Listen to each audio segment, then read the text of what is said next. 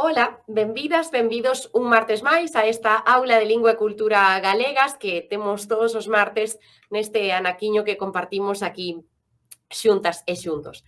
Hoxe, como ven sendo habitual, ímonos mover cara a unha comarca, cara a un lugar, un concello da nosa comunidade autónoma de Galicia e primeiro, para introducir esta clase que comeza, imos ver un pequeno vídeo. Neste caso, trasladámonos a Riamonte, en Vilarello, en concreto en Lugo, e temos no vídeo que inicia esta sesión a dous veciños, Marcial de Núñez, entre eles, que tocan a pandeireta e nos ofrecen pois un fermosísimo vídeo musical con máis información de interese. Dentro do vídeo vémonos nun intre.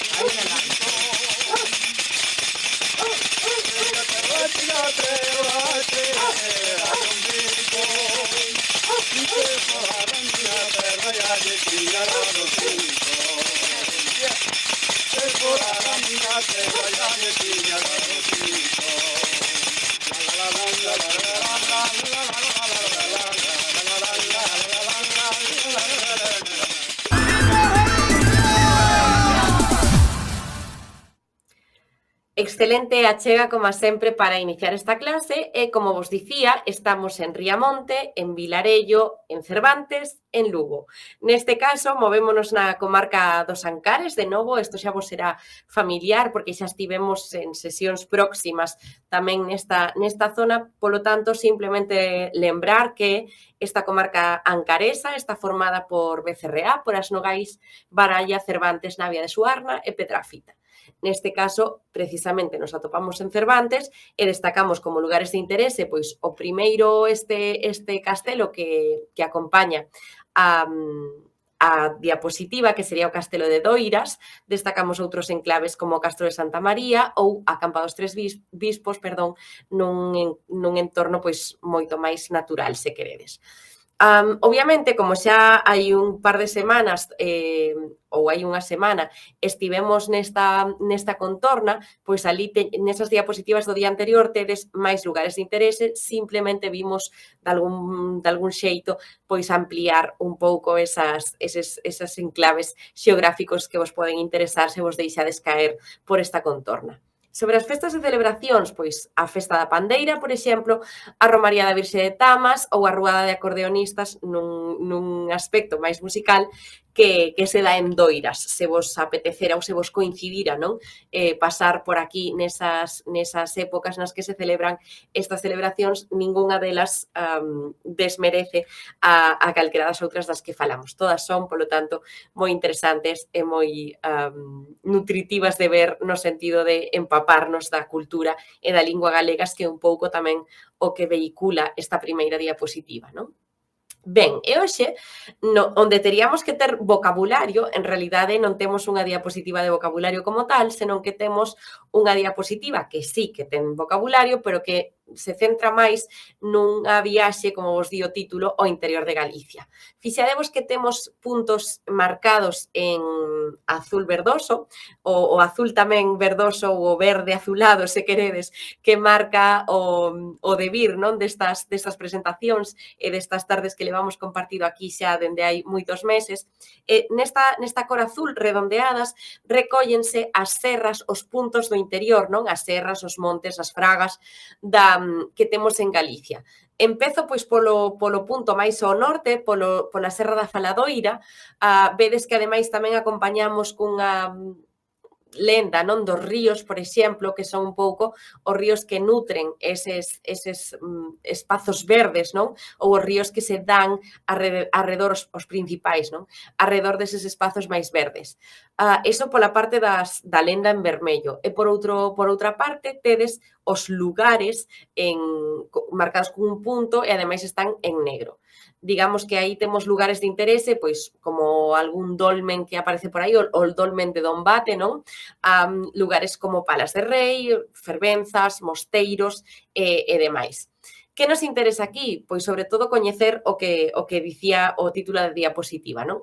O interior de Galicia. Dicía que empezaba polo norte, pola Serra da Faladoira, continúa baixando pola Serra do Xistral, a Serra de Lourenzá, por exemplo, a Serra de Meira, seguimos pola Serra dos Ancares, aí no Piornedo, que está donde o río Navia, esa é a zona na que nos imos mover hoxe, Serra do Caurel, tamén moi pretiño, Pena Trevinca, Parque do Invernadoiro, xa lindando con Portugal, aí ao lado de Verín, o Xurés, a Limia ou o Parque do Monte Aloia. Para rematar esta viaxe ao interior, non? Teríamos as terras de Santiago e en todo o centro, o miolo deste mapa, pois tedes as Fragas do Eume, a Terra Chá, a Serra da Cova da Serpe, por exemplo, a Serra do Faro, a Serra do Suído, a Ribeira Sacra, o Ribeiro, a Limia, que a dixen antes, creo que pouco máis deixei por aí. Fixademos que hai varias sesións, non sei exactamente cantas, pero fixemos unha viaxe, non, polas zonas costeiras de Galicia. Neste caso, vedes que deixamos fora toda a zona costeira, si que metemos ríos e outras cuestións, pero que se centran neste caso no interior. Polo tanto, teve en conta tamén que estes lugares, non, marcados aquí no mapa tamén son de tanto interese ou máis, non? Non sei se máis, pero polo menos tanto como esas zonas de costa que sempre están pois moito máis masificadas no sentido de visitas e demais, sempre son máis atractivas para facer visitas e ás veces parece que esquecemos un pouco esta Galicia interior, non? Ou esta parte máis de natureza que temos tamén en Galicia. Repito, estes dous mapas, tanto este da Galicia interior como o mapa que tedes de hai sesións, non, da Galicia costeira, son, se superpoñedes un enriba do outro, non, sería un recurso fantástico para facer unhas visitas completas 360, non, do que temos aquí, de todos os entornos naturais que temos en Galicia. Aproveito tamén para dicir que nas últimas sesións especialmente, pero tamén ao longo deste curso, movémonos máis, seguro que vos estedes de conta, movémonos máis nesta Galicia máis interior. E creo que, ademais, non sei se trazastedes esta liña de lóxica, non? Ademais, case a maioría das achegas que tivemos aquí de persoas que temos de recollidas de vídeos e de información sobre pois persoas que conservaron a tradición galega na música, nos cantares e demais, que é o que vehicula estes vídeos, o inicio destes vídeos, a maioría das achegas veñen do interior de Galicia. Non sei se reparaste nesto, pero sí que houbo pois varias veces que estivemos en zonas costeiras, nestes vídeos que inician as clases, pero a maioría de veces, repito, estivemos no interior. Bueno, pois aí queda tamén para que reparemos neste tipo de cuestións e neste tipo de riqueza tamén do noso folclore, onde se atopan os epicentros, digamos, que máis nutren o folclore. Non quere dicir que nas zonas costeiras non exista, senón que igual está mellor conservado ou igual temos unha maior recollida nesas zonas e isto é, por suposto, maravilloso. Continuamos. Hoxe, na parte para saber máis, traemos un pequeno repaso sobre verbos irregulares máis frecuentes. Seguro que vos lembrades de que xa traballamos tempos verbais, tales como o presente, o futuro e os pretéritos, incluso falamos de tempos de subxuntivo, e deixemos así un pouco de lado o tema dos verbos irregulares. Eu sei que os verbos irregulares normalmente é unha das cuestións que máis dores de cabeza nos dá cando aprendemos linguas novas, non? E cando aprendemos linguas novas que teñen verbos irregulares, como é o caso do galego. O como no caso do español, na vosa lingua primeira. Lembrades seguro que nas sesións pasadas, cando falamos de verbos e de tempos verbais, repito, tanto en indicativo como en subxuntivo, falamos sempre de verbos regulares. O primeiro verbo a primeira conxugación que utilizábamos para referirnos e dar exemplos destes verbos era o verbo andar, na segunda era o verbo barrer, e na terceira conxugación, pois agora acabo de quedar en branco, utilizábamos un verbo rematado en ir. Pois, por exemplo, vivir. Ben, disponibilidade léxica acaba de funcionar super ben aquí. Entón, nunca falamos destes tres verbos, por exemplo, facer, ir ou ter. Están así desordenados, non están en ar, ou ir, porque en realidade son verbos, os tres verbos máis irregulares sen necesidade de se corresponder a unha conxugación concreta. Facer, vedes que é un verbo da segunda conxugación, ir é da terceira e ter volve ser da segunda. Son os verbos máis frecuentes, con máis irregularidades, polo tanto, están aquí recollidos precisamente por iso. Que tempo verbal temos recollido aquí? Temos recollido presente, porque é o tempo verbal onde máis se utilizan estes verbos. No caso de facer, pois temos unha irregularidade tal como eu fago, ti fas, el ou ela fai, nos facemos, vos facedes, eles ou elas fan. Sí que é certo que o verbo facer, dentro da grande irregularidade que presenta, mantén ese inicio fonético, non ese inicio fónico, con F vogal, fai, bueno, normalmente FA manténse en toda a fórmula, e despois hai dúas formas intermedias, facemos e facedes, que son regulares, non copian o patrón dos verbos regulares tamén, pero fago, fase, fai son un pouco diferentes, difiren un pouco da regularidade dos verbos en galego. Con todo, non é tan complicado como o verbo ir, que non digo que sexa complicado, pero sí que son verbos nos que hai que reparar mínimamente. No caso do verbo ir, temos as seguintes irregularidades, pois eu vou, ti vas, el ou ela vai, nos imos, vos ides e eles ou elas van.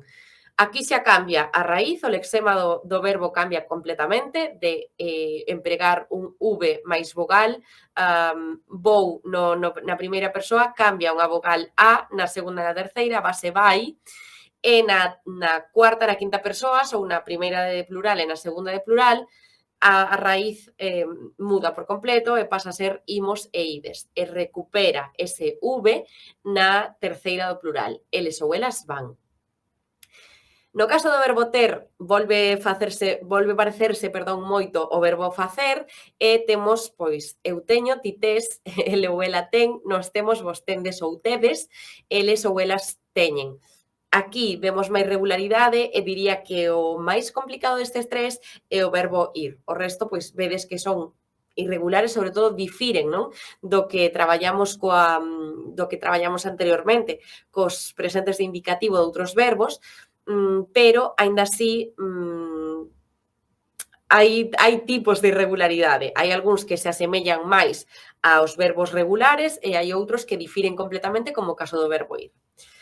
Queda por aí para que o teñades tamén neste caso pois nun apartado máis de vocabulario, se queredes, non? Máis que de procesos de creación sintáctica, neste caso, deixade o máis como un depósito ou como un sedimento, non?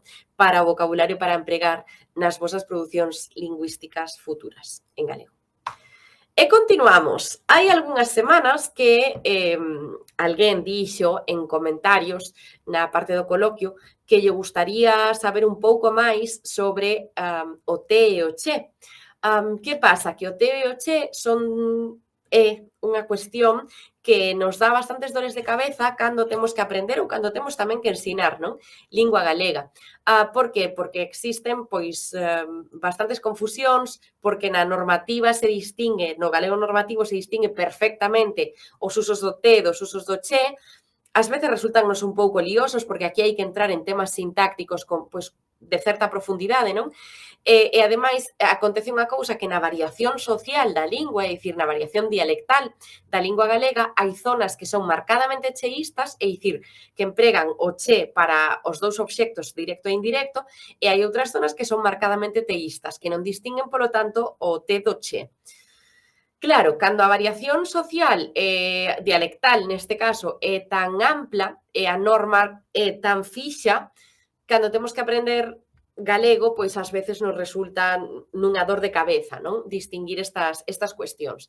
E por iso eu dixen nalgúnha ocasión, aquí nalgúnha clase pasada, por iso eu dixen que as persoas que socializan en galego desde pequenas ou que somos galegofalantes ou que, non sei, temos un contacto non estreito co galego, é algo que o TEOche son cuestións que colocamos sen pensar. Non temos unha reflexión sobre por que aquí vai teu, por que aquí vai che, non? Isto é algo propio das persoas que aprenden galego como segunda lingua ou que o mellor que son puramente cheístas e que queren aprender a diferenciar pois por cuestións de norma idiomática. Ou persoas que son puramente teístas e queren, pois por cuestións de normas idiomáticas, aprender a diferenciar na medida do posible. Que vos podo dicir eu aquí? Como vos podo axudar para colocar ben o te e o che? O primeiro, que son pronomes persoais átonos, non? Entón, con te e che tamén temos a un compañeiro que sería o lle. Que pasa? Que o te e o che son de segunda persoa e o lle é de terceira persoa. O lle non ten problemas, igual que o me, que tamén sería un pronome persoal átono de primeira persoa, pero os de segunda persoa sempre nos dan un pouco máis de dores de cabeza.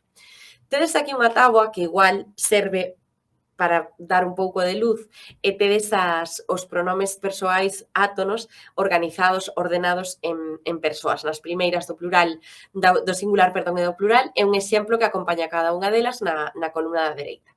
Polo tanto, retomando, primeira persoa, pronome singular átono, me, segunda persoa, te ou che, un para obxecto directo e outro para obxecto indirecto. No plural sería o vos, e na terceira persoa temos o a, lo, la, no, na para obxecto directo ou lle para obxecto indirecto. No caso da terceira persoa, aínda que vedes que hai aí moitísimos, non temos nunca problema. O problema está únicamente na fila do medio, non? Nese te e che. Por qué? Porque o te emprégase normalmente como obxecto directo. Obxecto directo, aquí quere dicir que fai alusión ao obxecto da construción sintáctica sobre o que recae a acción do verbo. Díxoche que sí. Díxoche, perdón, puxemos o exemplo do che. Retomo. O te como obxecto directo fai alusión a o obxecto sobre o que recae a acción directa do verbo. Despois veremos exemplos, porque non vos puxen aquí un con te, pero puxen máis nas outras diapositivas. E o che sería o obxecto indirecto. En este caso, o obxecto indirecto sería o destinatario, a persoa destinataria, da acción designada polo verbo. Por iso, dixo che a ti, que é esa persoa destinataria, que sí, ou dixo che que era un día fantástico para estar nunha clase de galego. Na seguinte diapositiva temos máis información con máis exemplos sobre este pronome átono. Digamos que o pronome átono che ou te sempre está designado, como vos dicía, no canto de se é obxecto directo ou obxecto indirecto. Cando temos isto, repito, que se aprende a través da práctica, non? A través da práctica querese dicir, pois a través de escoitalo, a través de practicalo. Vou vos animar despois a que fagades as vosas construcións, non? Con te ou con che, e imos falar probablemente na segunda parte do coloquio destas cuestións. Pero, basicamente, a mellor forma de distinguilo é pensar en termos de obxecto directo ou obxecto indirecto. Por un lado, o te, repito, para obxecto directo como obxecto sobre o que recae a acción do verbo. Por exemplo, quérote sería unha das excepcións que xa sei que vais a ir e non corresponde con esta norma, pero que se a pensamos dende un punto de vista máis instrumentalizado no sentido da gramática, da sintaxe e demais, podemos chegar a un punto final, pero é algo, a un punto común, perdón, pero é algo que aprendemos a través da práctica. E, retomando un pouco, o che para complemento indirecto ou obxecto indirecto, que como me estaba referindo a esta nomenclatura aquí, pensado como o destinatario ou destinatarios sobre os que recae a acción do verbo.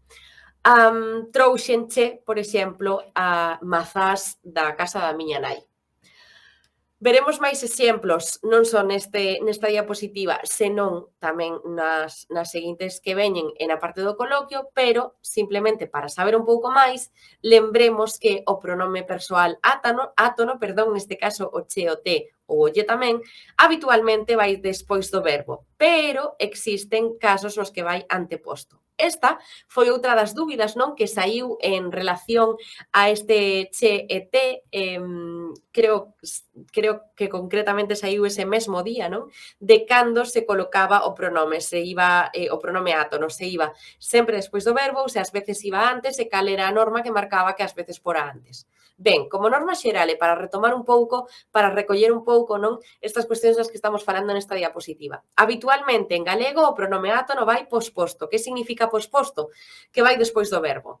E normalmente vai pegado a el, formando unha palabra única con este verbo. Pero hai excepcións, poucas, pero hainas. Excepcións nas que o pronome persoal átono ten que ir anteposto, é dicir, antes do verbo. Pois a primeira que tedes aquí, palabras que indican negación. Sempre que teñamos unha negación, tales como non, nunca, nin de broma, calquera palabra que indique negación, normalmente adverbios, non?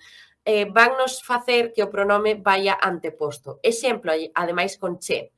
Non che contei as novidades. Ou, un exemplo con te, nunca te enteras de nada. Fixadevos aquí neste che, no primeiro temos un obxecto indirecto, sobre ti, sobre quen recae que eu non fixera algo, non? Contar as novidades sobre quen recae, sobre ti, que non chas contei, enténdese que as tiñas que saber, non? Nunca te enteras de nada, aquí en cambio temos un complemento directo, un obxecto directo, é sobre o que recae, sobre o obxecto que recae directamente a acción verbal, non? En os dous casos van antepostos. Eu sei que isto é un xardín que probablemente teñades moitas dúbidas, pero aproveitade para formulalas no chat e repito, a cuestión do te e do che, igual que outras moitas lingüísticas, non só en galego, tamén noutras linguas, a mellor forma de aprendelo é expoñéndonos, non? O exemplo. O seguinte dos casos, onde vai o pronome persoal átono anteposto, cos interrogativos. Cando imos formular preguntas, o pronome sempre salta cara atrás do verbo. Pois, por exemplo, que che pasa? Obxecto indirecto, que che pasa a ti, ou cando te vas dar por aludido. Neste caso, temos un te de obxecto directo, sintácticamente marcado aí na oración. Coas conxuncións subordinadas tamén temos un salto do pronome persoal átono atrás do verbo e aquí temos pois un exemplo que recolle o seguinte. Díxenlle que che trouxera a comida ás 12. Outro che anteposto e outro che, polo tanto, de complemento indirecto. E cos indefinidos sería a última opción que tenemos aquí de excepción, non? De anteposición do pronome persoal átono. Ninguén che preguntou, de novo un complemento indirecto, ou alguén te chamou antes. Chamoute, polo tanto, chamar recae a acción do verbo sobre esta cuestión e por iso temos aí un te no canto dun che.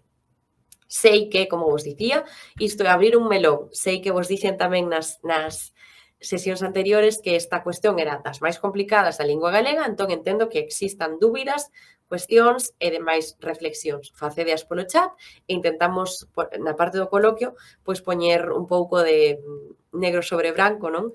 En relación a isto.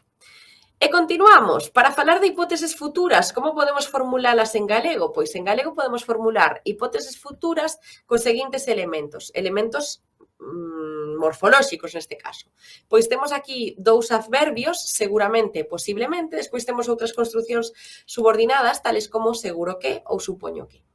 No caso de seguramente, pois seguramente chamen a partir das 5. Non che parece? Fixades, vos aquí hai outro che en interrogación, polo tanto vai anteposto, é un complemento indirecto, non che parece, debería ir escrito tal e como aparece. Outra hipótese futura pódese facer con posiblemente, e aquí tedes o seguinte exemplo, posiblemente vayamos a Lugo a semana que ven. Queres te unir? Outro exemplo, seguro que non che importa que yo contara, ou calquera outro exemplo, seguro que mañá chove, ou seguro que a semana que ven estamos moito máis descansadas, non? E no último caso, supoño que non che importa que levemos a mesma roupa hoxe. Estes serían 4 exemplos para realizar hipótesis futuras organizadas sintácticamente, non? Que vos poden servir para, de novo, nutrir moito o voso vocabulario e as vosas ferramentas, non? En lingua galega, neste caso. Que máis temos na diapositiva de hoxe? Pois un pouco de práctica, que vos digo aquí. Xa vola introducín antes, non? De algunha forma, e dixenvos que hoxe tiñamos que practicar un pouco con este che e con este te, que sei que é unha cuestión pois un pouco complicada. Polo tanto, propóñovos que escribades no chat unha oración onde empreguedes o pronome átono che ou te, eu poñovos un exemplo aquí. Eu non te quixen obrigar a facer o traballo, pero pódeme valer calquera opción que me traiades. Animadevos, escribides, e así podemos, como vos dicía antes, a través da práctica, aprender moitísimo máis sobre a colocación e sobre o uso destes ches e destes tes. E pasamos á última parte. Neste caso, temos unha recomendación de libro. As recomendacións de libro creo que sabedes que son as miñas favoritas. Se non o sabedes, nunca é tarde para dicilo, non? Entón, todos os libros que eu vos recomendo aquí pasaron antes non pola miña lectura, polo meu filtro de recomendacións. Entón, neste caso, extrañoume moitísimo que non vos recomendara este magnífico libro de Domingo Villar, seguro que ao mellor xa o coñecedes, estou segura de que está nos andeis das vosas bibliotecas, é un libro que vos engancha dende a primeira páxina e xa ten uns aniños, pero unha obra mestra, non? Neste caso deste magnífico escritor que foi Domingo Villar. Ollos de auga, pois, ademais de centrarse, como sempre, non? Como todas as recomendacións que traemos aquí, nunha Galicia máis ou menos contemporánea, trae historias, pois, bastante misteriosas, onde existen personaxes cos que podemos empatizar moitísimo, cos que os personaxes da novela non teñen unha historia enormes, non son nada planos, sen medo de vos facer moitos spoilers, pois digamos que se centra na Galicia máis costeira, de algunha forma, e que vos recomendo moito que pasedes por el. Neste caso, a opción en galego, a recomendación en galego, a edición en galego, está publicada por unha editorial que xa vos ten que sonar moitísimo, que é a Editorial Galaxia, e aquí no enlace que acompaña esta diapositiva tedes a páxina non deste libro na Editorial Galaxia para poder saber un pouco máis del, non só da sinopse, senón tamén da persoa autora. E con isto, pechamos esta primeira parte máis teórica e agora, a modo de transición, como xa ven sendo habitual, teremos uns pequenos minutos musicais grazas ao Centro Galego, Círculo Social Valmiñor de Galicia en Bos Aires, Argentina.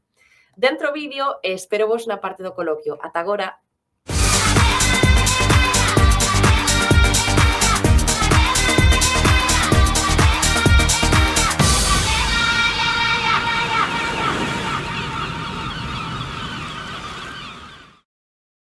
Vente lindo, eu tamén me vou andando.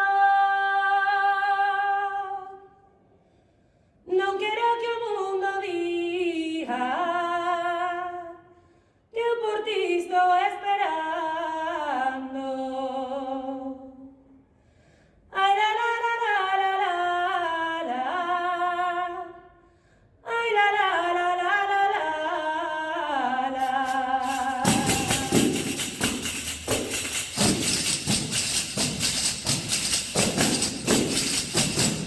Aquí toco la pandereta.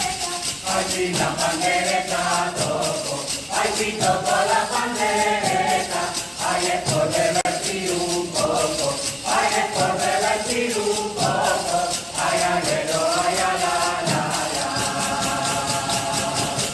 Que digan que sí, Que digan que no, que a la mi morena la camelo yo, la camelo yo, la camelo yo, que digan que sí, que digan que no.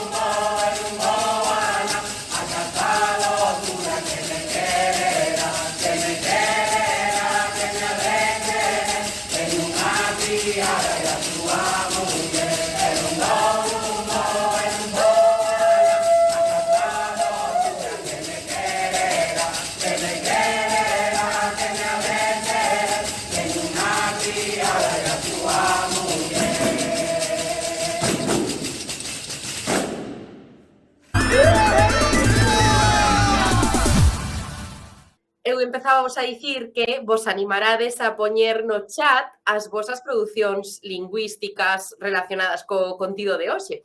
Relacionadas ou non, en realidade un pouco que queirades. Se queredes contarme outras cousas en galego, pois benvidas son, e se queredes pois poñer en práctica verbos, o te e o che, que foi un pouco tamén o tema de hoxe, un pouco non, que foi o tema de hoxe, non? Pois animadevos e deixadas por aí polo chat e ímolas vendo conforme vayamos avanzando nestes minutiños que temos aquí de coloquio. Dicirvos, como sempre, recordalo nesta sesión 28 xa tamén, que tedes todos os materiais deste curso, tanto as grabacións como os materiais descargables, que son os PDFs, non? Cos que traballamos durante a sesión, tédelos disponibles na páxina web de Galicia Aberta, Aula Galicia Aberta, no curso de Lingua e Cultura Galegas do ano 2025, neste no que estamos. E aproveito tamén para facer un pequeno recordatorio, que sabedes que estamos, como vos dicía, hai un intre na recta finalísima do curso, atopámonos nas últimas sesións teóricas, e vaya, temos 30 sesións, non? Ainda estamos na 28, pero vou avisando de que xa non nos queda, pois, tristemente, moito máis tempo de curso, non? Espero que o esteades desfrutando, utilizando ben ou desfrutando, non, del cando menos para os vosos fins, para os vosos fins lingüísticos, culturais e demais, e sobre todo para sentirvos un pouco máis preto de alguna forma de Galicia, neste caso, que tamén é parte da vosa identidade, non? Pois temos dicidesme algunhas cousas polo chat deste caso que teño por aquí. Alguén di que cando remata o curso remata a segunda semana de decembro, o día 9, se non me equivoco, martes día 9 de decembro. Entón, pois, tede en conta que temos reservado para a última sesión, pois, unha sesión especial, non? Polo tanto, a da semana que ven, a sesión 29, aínda terá esta estrutura de clases, coloquio e demais. E temos unha sorpresa agardada para o final do curso, para o día 9, así que agardo que esteamos todas e todos conectados nestas dúas sesións que nos faltan tamén.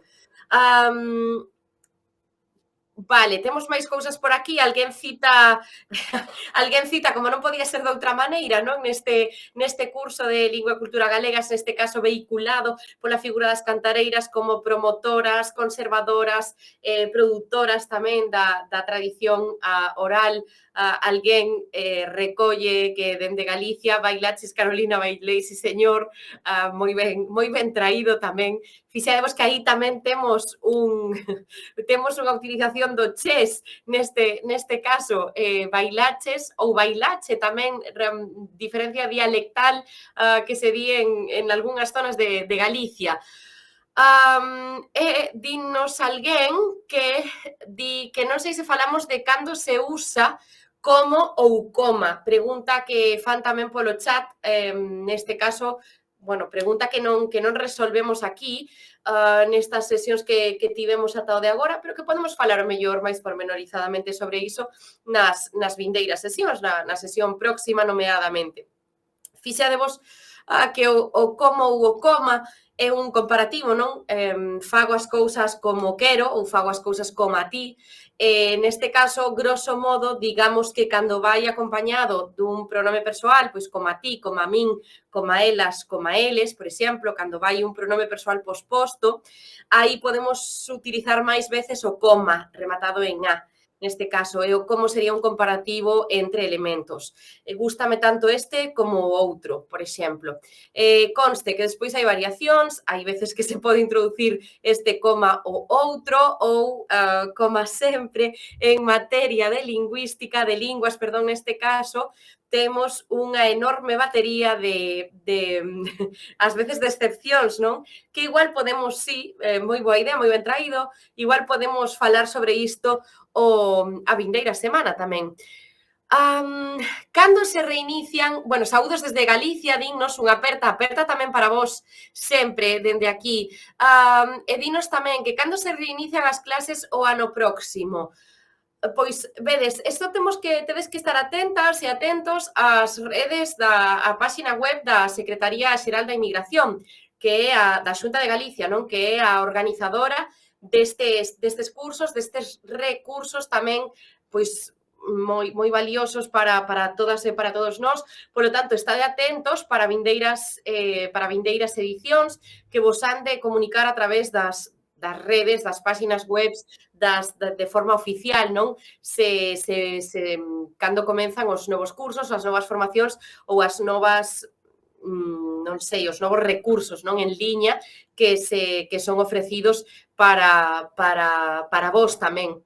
Hai un ano fixen o Celga 1, dinos, o resultado foi non apto, volverei a intentalo o ano que ven. Esta é unha cuestión da que falamos na sesión pasada, se non me equivoco, na sesión do martes anterior. Alguén tamén estaba falando de que estaba a preparar ou a piques de presentarse a un exame do Celga, e eu dicía algo así como que o importante do Celga é a perseverancia, non? Ao final, son exames, non, que se crean, que se fan para acreditar un nivel dunha lingua que non é a nosa lingua 1, non? Que non é a vosa lingua primeira, que adoita ser un L2, un L3 en moitos casos.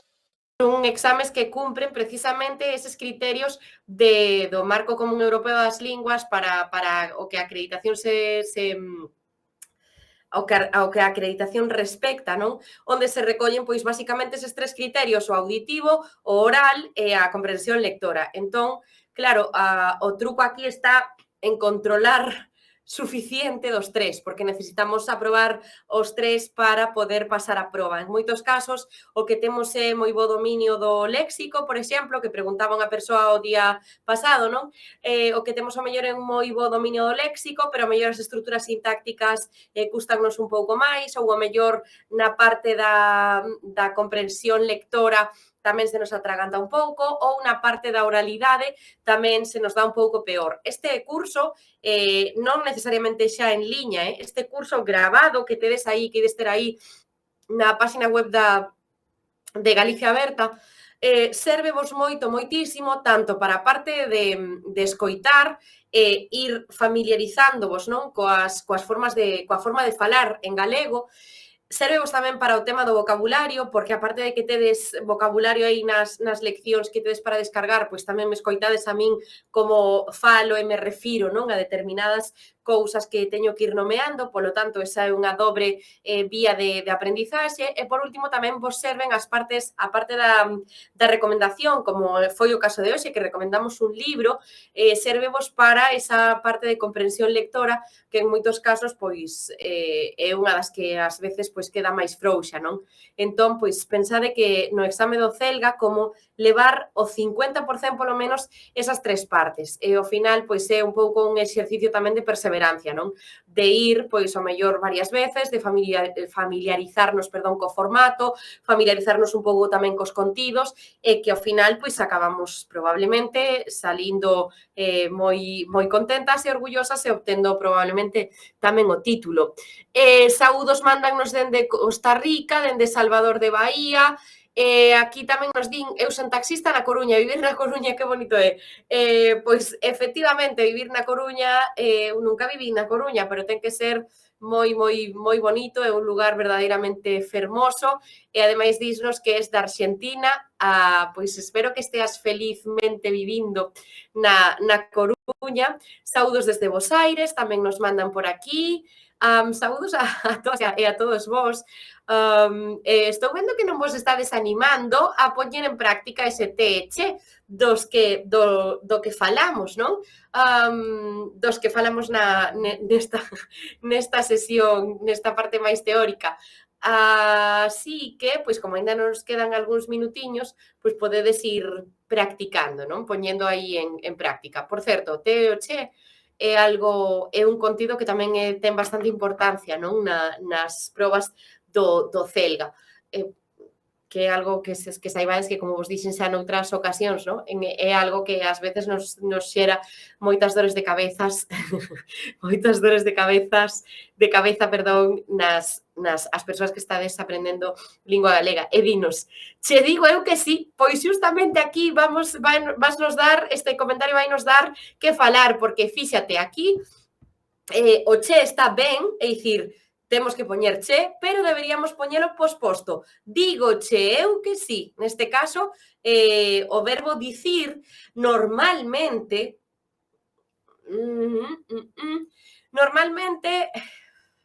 non me fagas caso, retomo. Neste caso, dígoche non cumpre ningunha excepción para antepoñer o pronome átono, polo tanto, debemos poñelo pegado ao verbo. Dígoche eu que sí. Lembradevos neste caso, pois, do arquicoñecido, supoño, o programa Dígocho eu, que agora está en inactivo, pero que tedes aí, pois, o recurso tamén en internet, non? Que esperamos que se retome nalgún punto. Polo tanto, lembrade, os pronomes persoais átonos case sempre, por norma xeral, digamos que van pospostos, que van despois do verbo. Só cambian en algunhas ocasións, pois, por exemplo, nas interrogativas. Xa che dixo algo? Díxoche algo xa, non? Por exemplo, nese caso, manteríase posposto porque non é unha interrogativa. Polo tanto, retomo. Xa che dixo algo, que é unha interrogativa, versus díxoche algo xa. Outro exemplo, cando temos negativas, non che dixo nada ou non me dixo nada, nas negativas tamén o pronome se salta e ponse anteposto o verbo. Cando temos adverbios de negación, como poden ser tamén o nunca. Nunca me chamas cando non estou na casa. Por exemplo, aquí o me volveu saltar para atrás, non, do verbo. Chámame cando estea na casa. Fixadevos que a súa posición normal sería posposto, posnuclear neste caso. E así, pois, algunhas excepcións que xa fomos falando delas aquí ao longo destas sesións telepresenciais. Temos máis cousas. Saúdos desde Viveiro. Máis cousas, os cursos nas escolas oficiais de idiomas equipáranse ao CELGA. Sí, efectivamente, os cursos nas escolas oficiais de idiomas son equiparables ao CELGA. De feito, os CELGAs son a nosa acreditación de lingua galega, vale? É dicir, vos podedes facer galego na escola de idiomas e teredes, pois, galego nivel B2, e iso correspóndese, pois, con un CELGA 4, creo. CELGA 4, sí, B2, non sei, igual o CELGA 4 é o C1.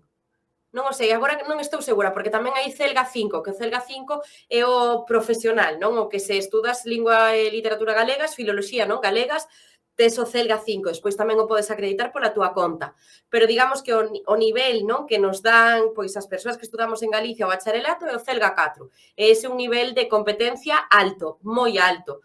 Eu diría que debe corresponderse cun C1 da escola de idiomas, pero sí, son correlativos, é dicir, un equivale ao outro. É como cando en inglés, que isto igual vos resulta máis familiar, sacades o FIRST, ou sacades o PET, ou sacades o Cambridge. Digamos que depende un pouco que o acredite, chamase dunha forma ou doutra, pero no marco común europeo para a regulación das linguas, dos niveis das linguas, vale tanto unha como a outra. Por lo tanto, sí, son equiparables. Máis cousas, saúdos dende Viveiro. Miña práctica sería, poido pagarche con tarxeta? Vale, fíxate, pagarche con tarxeta está moi ben, pero xuntao, pagarche todo xunto. Os pronomes persoais van pegados ao verbo, forman núcleo morfolóxico, non? Forman unha única palabra, pero está moi ben. Fáloche que este tema é moi complexo. Neste caso, en vez de fáloche, diría dígoche que este tema é moi complexo, pero moi ben colocado tamén o pronome. Saúdoche dende tui, saúdote, neste caso. E diredes, por que saúdote? En cambio, dígoche que este tema é moi complexo. No caso do dígoche, refíreste ao tema, polo tanto, aquí xogan os obxectos directos e os indirectos. E no caso de saúdote a ti, persoa, recae en ti a acción do verbo. Era do que falaba eu anteriormente nas diapositivas anteriores. Págoche con tarxeta, vale, corrixíchelo, Lidia, perdón, graciñas a vos. o che e o te únense ao verbo ou non? Si, se van pospostos, se van despois do verbo, sempre se unen ao verbo. Só se separan cando van antes do verbo. Xa, che, dixen que non. Dixen, che, que non, sería todo xunto. Non sei se me expliquei, se non, pois poñédemo polo chat. Na ESO, os rapaces obteñen Celga 3. Efectivamente, diría que si se acabas cuarto da ESO, tes Celga 3, sí, tes só Celga 3, que é un nivel de linguas que se piden moitas veces para algunha escala de administración. Se acabas bacharelato dentro do sistema educativo galego, tes o Celga 4. Influen na tilde o te e o che? Sí, claro que sí, en moitos casos convértense en palabras esdrúxulas. Xa che dixen que non, pois dixen nese caso non se acentúa, dixen che que non, sí que se acentúa no i. Por que? Porque se converte en esdrúxula. Díxenche. Chámame tamén. Eu que sei. Cántame unha canción. Normalmente esdruxulízanse, sei que esa palabra existe, ou acabo de facer aquí un neoloxismo así pola cara. Volvense esdrúxulas, polo tanto, sí que se adoitan a acentuar cando van con un pronome átono. Para ser mestra, dignos, se necesita el gallego? Claro, para ser, non é que se necesite, é que debería ser, non é que se necesite, que é unha condición sine qua non na comunidade autónoma de Galicia. Por qué? Pois precisamente por unha cuestión de prestixio lingüístico, non? Tanto o galego como o castelán son lenguas oficiais, e, polo tanto, para acceder ás oposicións neste caso, para ser mestre ou mestra de educación primaria, entendo que neste caso, profesor, profesora na secundaria ou no terceiro ciclo, na educación universitaria, exíxese o nivel de galego, precisamente para cumprir cuns criterios de diversidade lingüística, de respecto lingüístico tamén por as persoas que se sean galegofalantes, non? Entón, sí que se exixe. Grazas a vos para exercer, sí. E teño unha última, antes de ir cortando, que di, andoche a túa casa. Esta non acabo de entender. Andiven a túa casa, eu aquí non poría non sei se te estou entendendo ben, pero eu aquí non poría un te ou un che, sería un verbo en pasado. Andiven fun a túa casa, incluso, andiven na túa casa, non sei se a queres reformular ou algo. Ambos os dous dixéronche que te calaras, vale? Neste caso, ese dixéronche, Gabri, está ben feito, pero ese te, que te calaras, sobra. Que calaras? No noso caso, no caso do galego, calar non se pronominaliza neste caso. Que calaras? Dixéronche que calaras. Aí estaría perfecto. Nada, grazas a vos, creo que ata aquí chegamos. Sinto que agora sí que vos animaste ao final, eso está moi ben, moitas grazas polas achegas. Se tedes pois máis dúbidas, seguimos falando o vindeiro día, porque ata aquí chegou esta... Grazas a vos. Ata aquí chegou esta última parte de coloquio da sesión 28, e, repito, tedes todo disponible na página web de Galicia Aberta e vémonos na vindeira sesión, na 29. Grazas pola atención, grazas por estar aquí esta tarde e que vos vaya moi ben. Chao.